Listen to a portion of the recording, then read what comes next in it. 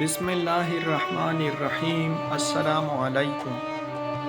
حضرت علامہ شیخ محمد بن البانی البزاز بیان کرتے ہیں کہ میں مکہ معظمہ میں مجاور تھا۔ ایک دن ایسا آیا کہ کھانے کے لیے کچھ نہ ملا اور میں بھوک سے نڈال ہو گیا۔ اسی حالت میں باہر نکلا تو راستے میں ایک تیلی پڑی دیکھی۔ اٹھا کر دیکھا تو ریشمی تیلی تھی اور ریشم کی ڈور سے بندھی ہوئی تھی۔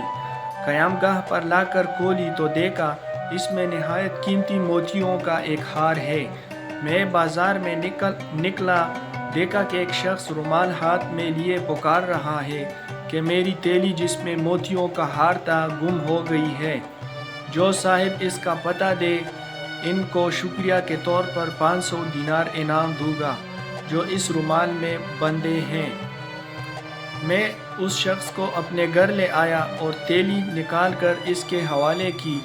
وہ شخص بڑا ممنون ہوا اور حسب وعدہ 500 دینار پیش کیے، لیکن میں نے لینے سے معذرت کی اور کہا کہ میں نے یہ کام رضائے الہی کی خاطر کیا ہے۔ اجرت لے کر میں اپنا اجر ضائع نہیں کرنا چاہتا۔ تاہم اس شخص نے ان کے قبول کرنے پر بہت زور دیا، لیکن میں برابر انکار کرتا رہا، یہاں تک کہ وہ تنگ آ کر چلا گیا۔ اس واقعے کے کچھ عرصے بعد میں نے مکہ معظمہ سے رخت سفر باندھا اور ایک سمندری جہاز پر سوار ہو گیا۔ بدقسمتی سے راستے میں طوفان آ گیا اور جہاز ایک چٹان سے ٹکرا کر پاش پاش ہو گیا۔ میرے سوا سب مسافر ڈوب گئے۔ میرے بچنے کی یہ صورت ہوئی کہ تختہ میرے ہاتھ آ گیا اور میں اس پر بیٹھ گیا۔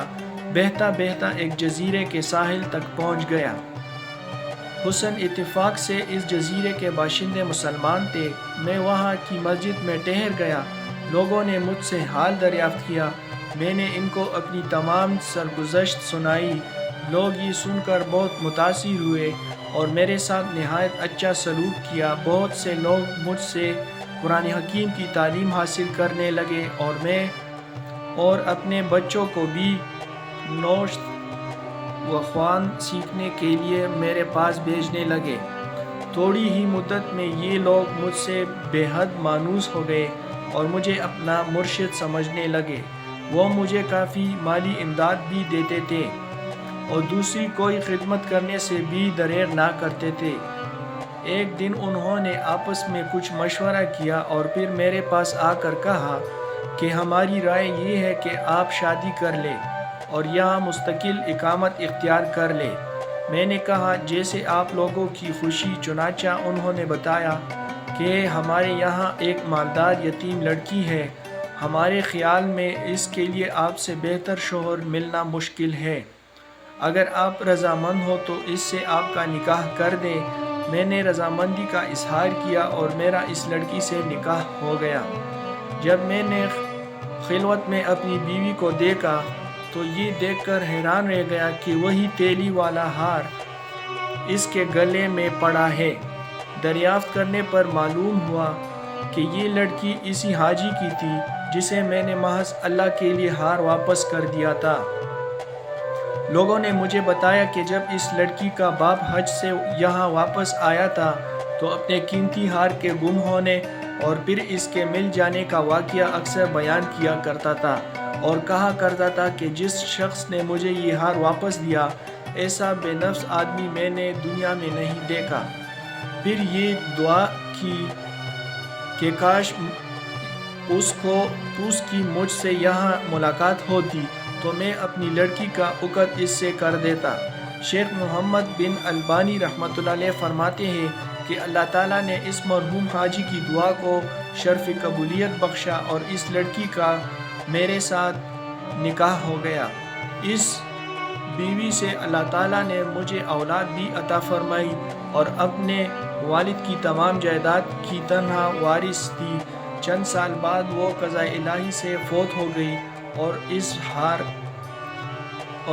ہارا اور دوسری جائیداد کے وارث میرے بچے ہوئے۔